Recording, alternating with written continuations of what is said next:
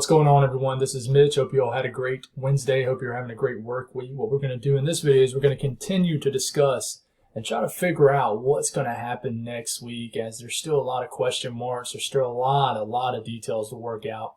And we're also going to take a look towards the final few days of November, maybe even peek a little bit into the first few days of December, as it looks like there's potentially, and all of this is potential, especially when we're talking about past next week, there's the potential for a more favorable pattern for cold air and stormy weather for the eastern U.S., even more of a favorable pattern than next week, which has its limits as far as who can see what. So we're going to discuss the latest impacts of the potential big-time storm system for next week, around early week, and the cold air to follow. Who can see snow, who can see heavy rain, who can see strong winds, and we're going to discuss and break that down for you guys. And then obviously, like I said, take a peek into a little bit further and beyond.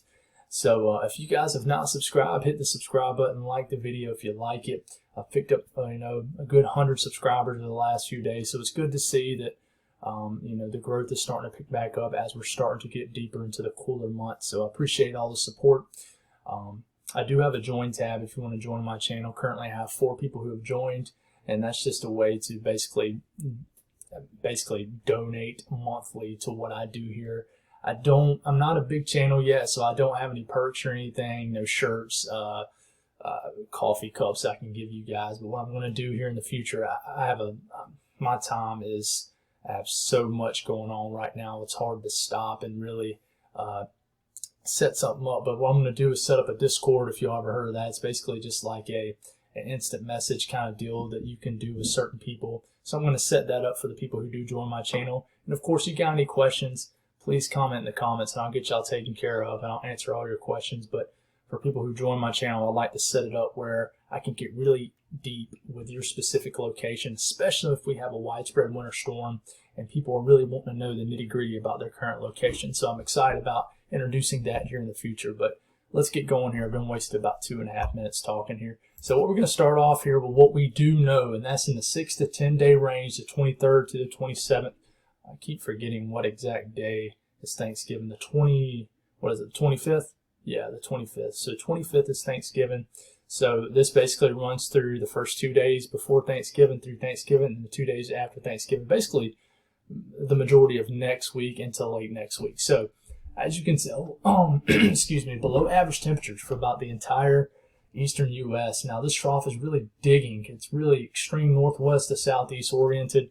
So the cold air actually lags here in the northern part of the northeast and the Maine. So it's actually above average temperatures up there, but it's pretty chilly this time of the year out over there anyways. But another thing, you look into the 25th through the 1st of December, even the National Weather Service, the Climate Center is saying there's a pretty decent chance of a low temperatures in this time frame too, and that is why we're going to discuss a little bit later in the video the potential there for a more favorable pattern on down the road, and we're going to discuss that. As far as the hazards outlook, which is something I don't show a lot, but it's really, I wouldn't say sloppy, but it's something that they're making a lot better here for the future. But you notice this area right in here, much below temperatures around the 23rd to 24th range in the area of southeast, including the Carolinas and Georgia, Florida, Mississippi.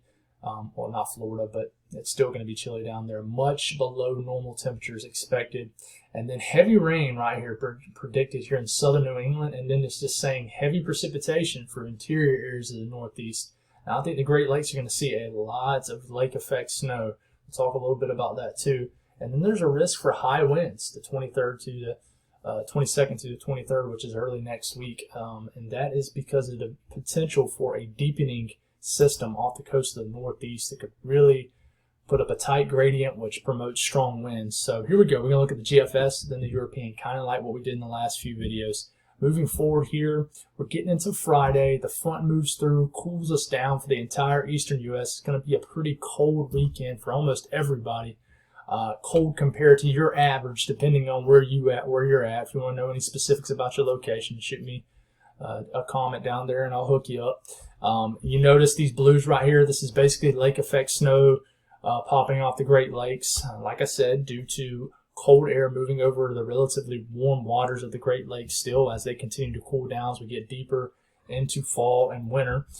That moves through, temperatures rebound maybe briefly, and then quickly a big-time trough drops down. Big-time cold front high pressure, cold high pressure moves in. A lot of moisture showing up right here, basically for the entire East Coast. What happens here is, as we're watching, is maybe a low pressure starts to develop. Normally, this is kind of the origins of a piece of a nor'easter that normally gets going here. It starts to develop off the coast of Georgia, Florida, the Carolinas, and strengthens very quickly. And that's what happens here, but it strengthens well off the coast. At the same time, you have cold air digging in here.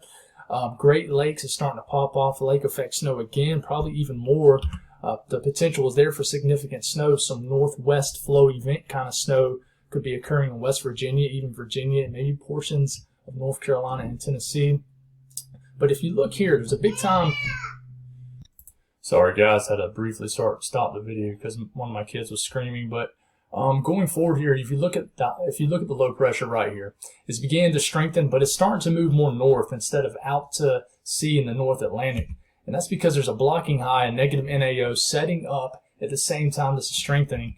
At the same time, it shows another developing low pressure. That's why this is very confusing. It's a very confusing setup here.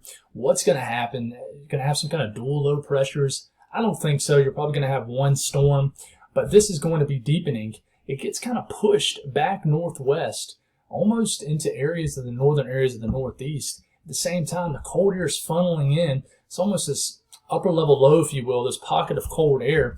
And the latest GFS scenario is just kind of wild. It kind of pushes the low pressure back northwest into the interior Northeast. You have a little bit of cold air around, and then it pumps out a bunch of heavy snow for areas of southern New England and Northeast, and then it spins around out there. Very odd scenario. At the same time, might begin to warm up around Thanksgiving here, especially in the Southeast mainly. But then another storm pops up with a little bit of cold air now entrenched because of the Arctic front. I wouldn't say Arctic front, but the cold front that moved through earlier in the week.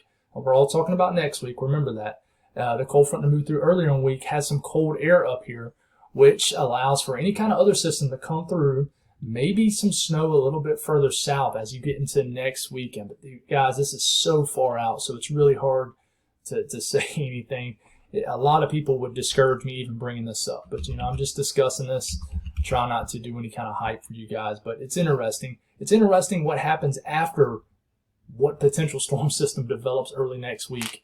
It really is. It's definitely an interesting pattern setting up. The European, same thing. Cold front moves through this weekend, chilly weekend, and then we get into early next week, another storm system, and this is the one that is in question. Brings rain for the entire eastern U.S. just about, and then here's the low pressure developing off the coast of the Northeast. It gets kind of forced north, but more so into Canada instead of Maine or southern New England. But it's not very impactful as far as snow.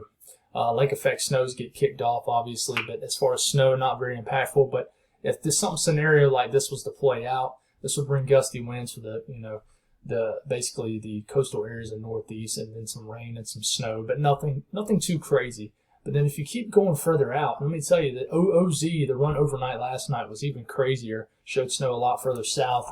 But as you're getting into late next week, so Black Friday into the weekend, almost a calm ahead-like storm shows up. And in this situation, you have to watch out for severe weather down here. But there's so many details to work out. It shows backside snow, almost the upper level low component to this system.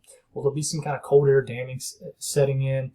Not sure, but we're now starting to watch a secondary storm that shows up late next week. So it could be just stormy in general next week. I'm trying to warn you guys now. I really think it will be. As far as winds for that system early next week, here it is. This is the GFS.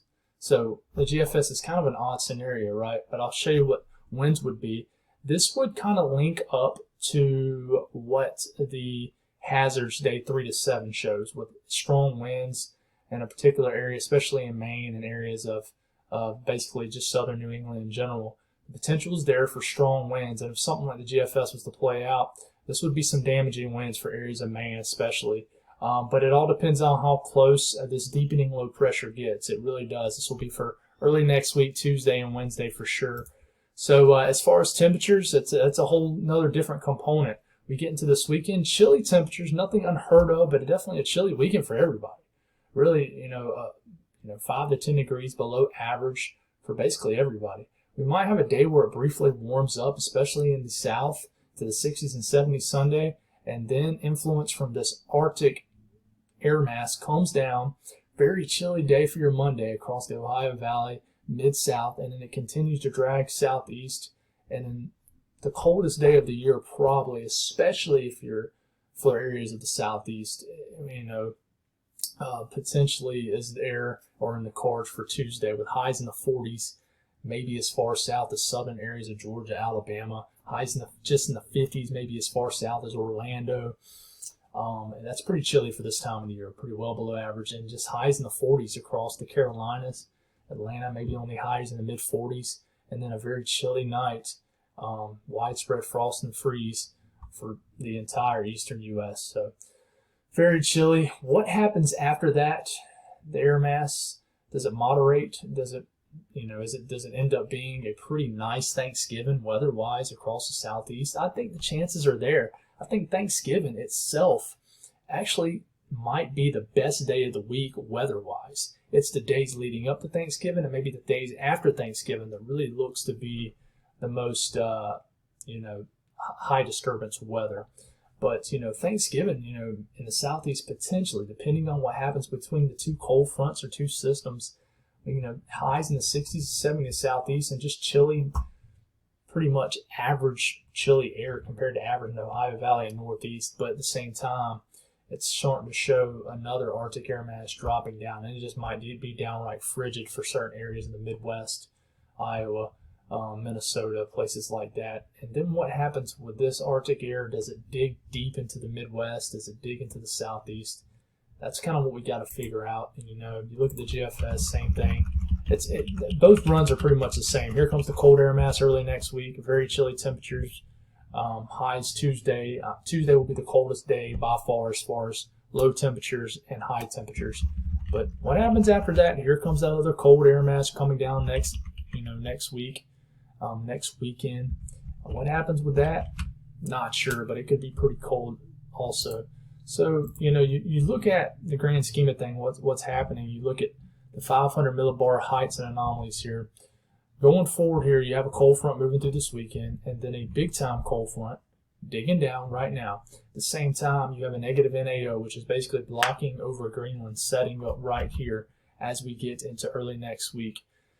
A little bit of basically a positive PNA, which is basically ridging in the west. But what's odd here is you have troughing in Alaska, which is sometimes I get these mixed up. I think that's a negative EPO, might be positive EPO. I'm having a little bit of a brain fart here, but at the same time you have that. If basically when you have troughing in Alaska, normally you get your coldest air. I will say this: normally when Alaska is very warm compared to average, a lot of times the eastern U.S. is very cold compared to average. So I think if you have troughing up here, and even with blocking of a negative NAO, yes, you might have a stormy pattern in the eastern U.S., but you're not going to have a real link to an Arctic air mass. So I think that will limit any type of significant or rare winter weather very far south. That's all I'm trying to say. That's what I'm trying to say. But if you look at the 200 wind streams here, which is basically around where the jet stream sets up, you move into late next week and it starts to set up to the south, which leads me to believe that some type of storm track will set up to the south. And if you have any cold air on top of here, you have to watch out for maybe some kind of cutter or just basically interior eastern U.S. snow like Tennessee, Kentucky, the Ohio Valley, for example. So that's just something to watch out for. Very interesting pattern. As far as snow on the EPS, 10 days out, nothing too crazy. Interior northeast snows are looking likely. Watch West Virginia. There might be some big time snows here in the next several days. We'll watch. There's a lot to figure out here. Lake effect snow areas look like a high potential of snow. But that's pretty much all I got, guys. Thank y'all for tuning in. And like I said, I'll have y'all another update tomorrow, because obviously next week being very high traveled time period, I think it's important for people to know, what to expect weather-wise. So y'all have a blessed night. Thank y'all for tuning in.